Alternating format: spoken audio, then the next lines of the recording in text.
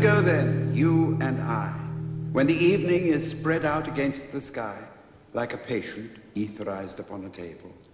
Let us go through certain half-deserted streets, the muttering retreats of restless nights in one-night cheap hotels and sawdust restaurants with oyster shells.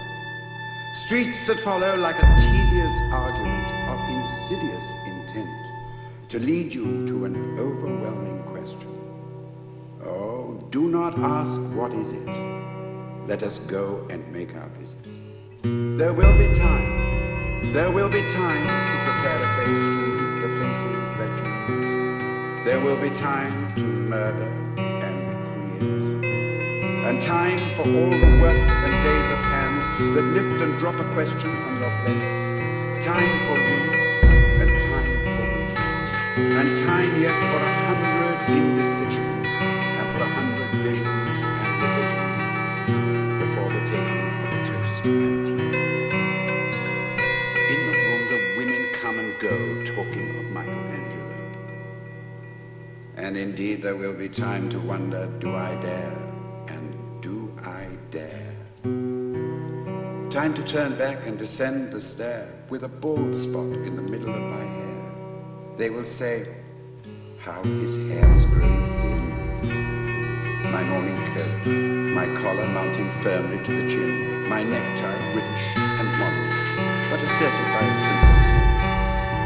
They will say, how his arms and legs are thin. Do I dare disturb the universe? In a minute there is time for decisions and revisions, which a minute will reverse. For I have known them all already, known them all. Have known the evenings, mornings, afternoons. I have measured out my life with coffee spoons. I know the voices dying with a dying fall beneath the music from a farther room. So how should I presume? And would it have been worth it after all? After the cups, the marmalade, the tea, among the porcelains, among some talk of you and me. Would it have been worthwhile to have bitten off the matter with a smile, to have squeezed the universe into a ball, to roll it towards some overwhelming question, to say, I am Lazarus, come from the dead.